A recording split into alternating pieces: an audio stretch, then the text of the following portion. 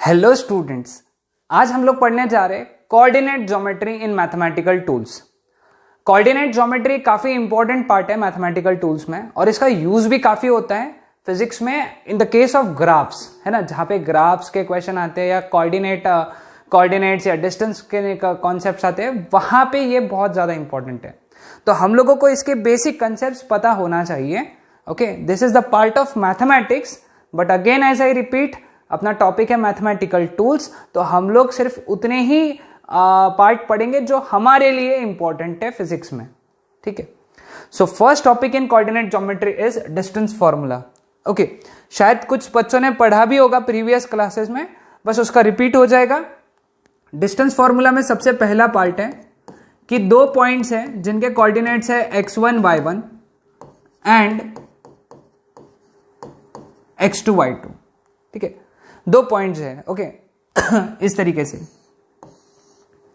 एक यहां पे है x1 y1 और यहां पे है x2 y2। तो ये दो पॉइंट्स के बीच का जो डिस्टेंस होता है, straight line distance, that is given by, okay, distance लिख दो यहां पे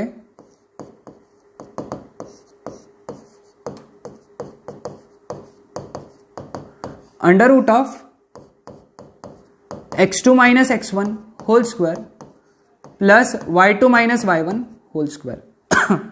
ठीक है, वेरी सिंपल फॉर्मूला ध्यान में रखना है, x2 minus x1 whole square plus y2 minus y1 whole square square root के अंदर। ठीक है, सेकेंड, इफ सॉरी अब निकालना है तुमको distance of x1 y1 from origin, यानी इसका ये वाला डिस्टेंस अगर निकालना है तो फ्रॉम ओरिजिन, ओरिजिन हमेशा क्या रहेगा 0 0। ओके, तो हम लोग क्या करेंगे, x2 के जगह 0 डाल देंगे, y2 के जगह 0 डाल देंगे। ठीक है, अगर हम लोग वैसा डाल देंगे तो इसका आंसर जो आएगा डिस्टेंस का, distance of a point from origin under root of, अब 0 minus x1 minus x1, 0 minus x1 उसका square x1 square plus y2 कितना है 0 minus y1, 0 minus y1 minus y1 का स्क्वायर y1 स्क्वायर। तो याद रख लो कि भाई अगर पॉइंट x1 y1 है तो उसका डिस्टेंस ओरिजिन से, हाँ अगेन बहुत इंपॉर्टेंट वर्ड है ये, ओरिजिन से बन जाता है under root of x1 square plus y1 square, x1 square plus y1 square root के अंदर। ठीक है, तीसरा है mid point formula. Mid point formula, okay, so mid point formula में इस लाइन का मिड पॉइंट सपोज m है तो उसके coordinates x, y, okay, xm, ym, midpoint के coordinates are given by xm is equal to x1 plus x2 upon 2 and ym is equal to y1 plus y2 upon 2। ठीक है, ये सभी formulas note down कर लो, काफी important है। Okay, सभी formulas. Then coming on to next part, है ना, फाइंड द डिस्टेंस। अब उसी पे बेस्ड एक न्यूमेरिकल ले लेंगे, find the distance between the two points 3 minus 3 0 1। ये हो गया x1, ये हो गया y1, ये हो गया x2, ये हो गया y2। ठीक है, तो इसका डायरेक्ट आंसर लिखेंगे हम लोग फॉर्मूला लिख के, distance is equal to under root of 3 minus 0 whole square minus 3 minus 1 whole square. या फिर तुम कंफ्यूज हो सकते हो, इसलिए under root of x2 minus x1 0 minus 3 whole square plus minus 1 sorry 1 minus minus 3 1 minus 3 whole square, minus 3 का square 3 square, okay, which is 9, 1 minus minus 3 यानी 1 plus 3, 1 plus 3 is 4, 4 का स्क्वायर 16 तो root 25 which is 5. So distance का answer हो गया 5. Very simple concept. Okay, formula based है, formula याद रखो सिर्फ. ओके,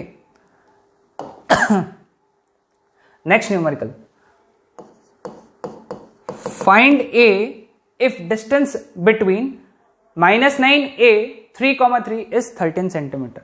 ओके, ए निकालना है. अब इसको बोलेंगे हम लोग x1, इसको बोलेंगे y1, इसको बोलेंगे x2, इसको बोलेंगे y2. तो डिस्टेंस का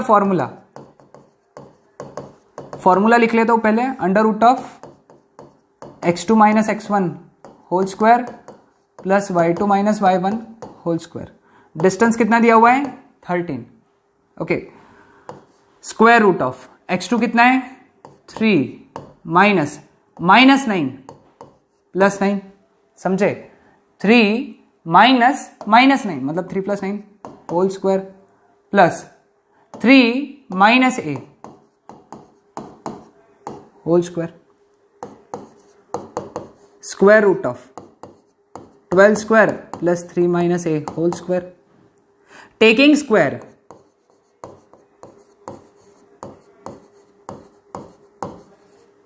स्क्वायर करो दोनों साइड का, तो कितना हो गया? 169 इज इक्वल टू 12 स्क्वायर 144. इसको ऐसे क्या ऐसा लिखेंगे? ठीक है, ये इधर चला गया. 169 minus 144 is equal to 3 minus a whole square. इसको यहां लिखता हूं मैं, यहां लिखते इसको. ये कितना बचा? 25 is equal to 3 minus a whole square. Taking square root, square root लिया तो 3 minus a is equal to plus minus 5. 25 का रूट क्या आएगा? Plus minus 5. That is 3 minus a is equal to 5 और 3 minus a is equal to minus 5. दोनों हो सकते. तो माइनस a इधर 5 इधर, तो 3 minus 5 is equal to a. That is a is equal to -2. और यहां पे क्या लिख सकते हैं? माइनस a इधर माइनस 5 इधर. 3 plus 5 is equal to a और a is equal to 8. So this is our answer. समझ में आया सबको? ये न्यूमेरिकल ध्यान में आया? Okay. Slope of a line. अब हम लोगों को पता चल गया कि डिस्टेंस क्या होता है दो पॉइंट्स के बीच में. अब हमारा नेक्स्ट हेडिंग बहुत इंपॉर्टेंट है, इसको नोट डाउन करो. Slope of a line. Suppose ये एक लाइन है, ओके, जिसके कोऑर्डिनेट्स हैं x1 y1 और x2 y2. ये दो पॉइंट्स के कोऑर्डिनेट है उस लाइन पर के. तो according to formula of slope, slope is equal to m is equal to, slope को m से डिनोट करते हैं हमेशा. याद रखना, स्लोप को किससे डिनोट किया जाता है? m से. तो स्लोप का फॉर्मूला बन जाता है y2 minus y1 upon x2 minus x1. ये पहला फॉर्मूला. दूसरा, क्लियर है? फॉर्मूला ध्यान में रख लो, ये बहुत यूज होगा. y2 minus y1 sorry y2 minus y1 upon x2 minus x1. अब ये एक लाइन है, ओके, ये एक लाइन है. अगेन ये लाइन दिया हुआ है, ओके. सेकेंड प्रॉब्लम, ये एक स्ट्रेट लाइन है जिसने एंगल बनाया theta with x axis. X axis के साथ में कितना एंगल बनाया? थीटा. तो इस केस में अब यहां पे पॉइंट्स के कोऑर्डिनेट्स नहीं दिए. जैसे यहां पे x1 y1 x2 y2 दिया था, वैसा यहां पे x1 y1 x2 y2 नहीं दिया हुआ है. उसके जगह क्या दिया हुआ है? थीटा. तो उस केस में slope which is always denoted by m that is given by tan theta. Formula याद रख लो, ओके. वेयर थीटा की जगह लिख लो, theta is angle made by line with positive direction of X axis. Okay, ये word ज्यादा important है, इसको हाईलाइट करो या अंडरलाइन करके रख लो, positive direction of X axis. Clear with this? Okay, so ये दो फॉर्मूलेस बहुत इंपॉर्टेंट है, उन दोनों को याद रखना है, स्लोप के फॉर्मूलेस को, स्लोप ध्यान में रखना है। हर लाइन का एक स्लोप होता है, हर लाइन का slope. Okay, now what is equation of straight line passing through origin? Okay, यानी सिचुएशन किस तरीके से, ये इस तरीके से, ये एक्स एक्सिस, ये वाई एक्सिस, तो लाइन सपोज ये इस तरीके से, this is a straight line passing through origin. Okay, तो इसका जो इक्वेशन रहेगा, ओके सॉरी,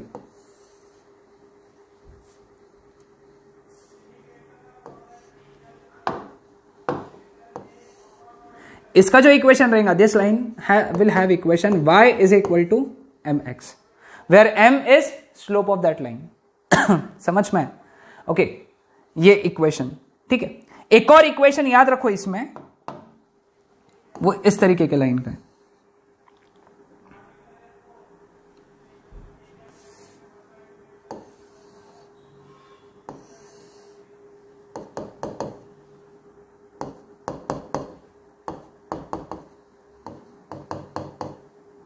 ये ऑरिजिन। ओके, अब ये लाइन और ये लाइन में फर्क है, देखो ये लाइन में ये ऐसे एक्स एक्सिस के तरफ ऐसे दोनों बढ़ रही है, इसका वाई कोऑर्डिनेट भी पॉजिटिव में बढ़ रहा है, इसका एक्स कोऑर्डिनेट भी पॉजिटिव में बढ़ रहा है, ये लाइन, इसको स्ट्रेट बनाता हूं। अब ये लाइन में देखो, जब ये लाइन ऐसे नीचे जा रही है इधर, तो इसका एक्स एक्सिस निगेटिव में 0 होते जा रहा है, वाई एक्सिस निगेटिव में 0 होते जा रहा है, जो और निगेटिव होगा, ठीक है, वाई एक्सिस में। तो इस लाइन का इक्वेशन जो है तुमको जो याद रखना है वो है y is equal to minus M X होता है, इसका होता है निगेटिव स्लोप,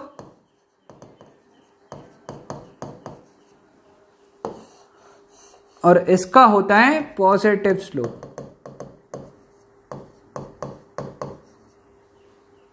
ठीक है, okay. Now what is equation of straight line intersecting Y axis at C? Okay, अभी तक जो इक्वेशन पढ़ा वो इंटरसेक्ट कहां कर रही थी वाई एक्सिस को? ओरिजिन पे। ये ओरिजिन से पास होने वाली लाइन है, इनका डायग्राम बनाना है, ओके, और डायग्राम के नीचे इक्वेशन लिखना है। क्लियर? अब हम लोगों को जो पढ़ना है वो है equation of line intersecting Y axis at सी।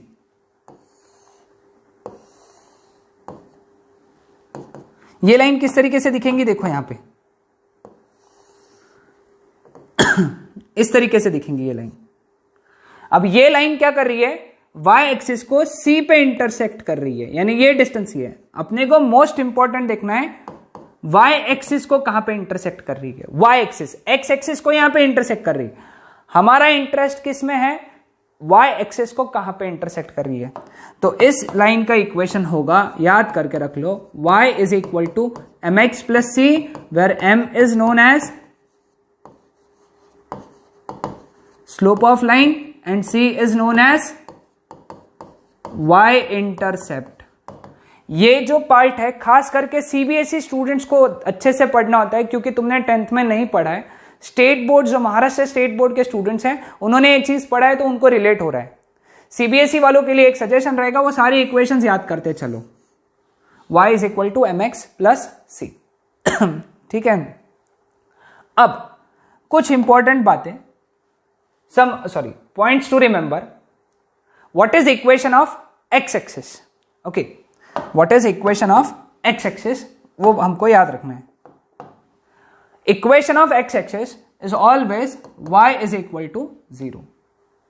याद रखो, if someone says you X axis का इक्वेशन क्या है, एक्स एक्सिस का इक्वेशन क्या है? y is equal to 0। Everything you have to note down, लिखो equation of X axis y is equal to 0। Equation of y axis, that is x is equal to 0. Equation of y-axis. Okay. Equation of y-axis, x is equal to 0. Equation of x-axis, y is equal to 0. Equation of line parallel to y-axis and passing through a, first time, second time minus a. यानी कैसा, देखो यहां पे this is Y axis. Okay, अब जो line है वो parallel to Y axis है, पैरेलल टू वाई एक्सिस, वो देखो line parallel to Y axis and passing through A, यानी a,0 यहां से। ओके, और दूसरी लाइन जो है दैट इज ये वाली line passing through -a। Diagram दोनों के लिए एक ये बना के रख दिया, ठीक है। तो इसका डायरेक्ट आंसर लिख लेना है, इसका आंसर आएगा x is equal to plus a और इसका आंसर आएगा x is equal to -a, ठीक है। हमेशा जो line parallel to y axis रहेंगी ना, जो भी line parallel to y axis रहेगी उसका इक्वेशन x में आएगा। जो भी line parallel to y axis रहेंगी उसका इक्वेशन x में आएगा। तो जो भी line parallel to x axis रहेंगी, ओके, जो भी line parallel to x axis रहेगी उसका इक्वेशन किस में आएगा बेटा, y में आएगा बेटा। उसका इक्वेशन किस में आएगा, y में। उसका डायग्राम बनाता हूं, देखो यहां पे ये x एक्सिस, ये y एक्सिस। अब दो लाइंस बनाने हैं हमको, ओके। एक लाइन ये ऐसी रहेंगी, एक लाइन ये ऐसी रहेंगी, पासिंग थ्रू 0, a 0, -a, ये ओरिजिन, ये ओरिजिन। फोर्थ के लिए ये वाली डायग्राम है, ठीक है। अब इसका इक्वेशन कैसा लिखना चाहिए हम लोगों ने, इसका इक्वेशन आएगा y is equal to plus a और इसका इक्वेशन आएगा y is equal to -a। ये सारे पॉइंट्स हमको याद रखने हैं, ये मैथमेटिक्स में डिटेल में पढ़ाए जाएंगे। अब जिनका मैथ्स नहीं है तो उनको तो सिर्फ याद करके छोड़ देना है, क्योंकि ये यूज होते हैं हमारे। वेरी सिंपल है, मतलब इसको तो बहुत ज्यादा दिमाग भी लगाने का जरूरत नहीं होता है। एक्स एक्सिस का equation y is equal to 0, Y axis का equation x is equal to 0। जो line parallel to y axis है तो उसका equation x is equal to के फॉर्मेट में आता है। जो लाइन x एक्सिस को पैरेलल है उसका equation y is equal to के फॉर्मेट में आता है ना। समझ में आए? So coming on to last part which is दोनों के फाइंड द इक्वेशन। एग्जांपल है find the slope of the lines, find the slope of the lines। अब यहां पे पहले वाले लाइन का, अब इसको हम लोग बोलेंगे x1, इसको बोलेंगे y1, इसको बोलेंगे x2, इसको बोलेंगे y2। किसी को भी बोल सकते हो तुम, इसको x1 y1 बोल सकते हो, उसको x2 y2 बोल सकते हो। लेकिन एक बात ध्यान में रखना है, इसको x1 तो इसको y2 नहीं बोलना, x1 y1 x2 y2। तो स्लोप का formula m that is equal to y2 minus y1 upon x2 minus x1, y2 minus y1 upon x2 minus x1। y2 कितना है 0 माइनस y1 कितना है 1 अपॉन x2 कितना है -2 माइनस x1 कितना है 0। तो इक्वेशन कितना हो गया इसका, -1 अपॉन -2 विच इज 1/2। स्लोप समझ में आया इसका? तो स्लोप कितना हो गया, m is equal to 1/2 plus 1/2, ठीक है। नाउ इसका स्लोप निकालेंगे। अब इसको बोल देंगे x1 और इसको बोल देंगे y1, इसको बोल देंगे x2, इसको बोल देंगे y2। तो slope m is equal to y2 minus y1 upon x2 minus x1, ठीक है। y2 कितना है 0 माइनस y1 कितना है -1, x2 कितना है 2 माइनस x1 कितना है 0। साथ ही साथ उसके बाजू में लिख लो, क्योंकि जब इक्वेशन में वैल्यू डालोगे तो समझ में आएगा। 0 माइनस -1 इज 1/2। सो स्लोप का फॉर्मूला हो गया 1/2। ओके, यहां पे भी स्लोप सेम स्लोप आया, दोनों जगह सेम स्लोप आया। स्लोप सेम है, ठीक है। समझ में आया सभी को? So these are the problems on coordinate geometry part 1। कल हम लोग पढ़ेंगे coordinate geometry part 2। That's it.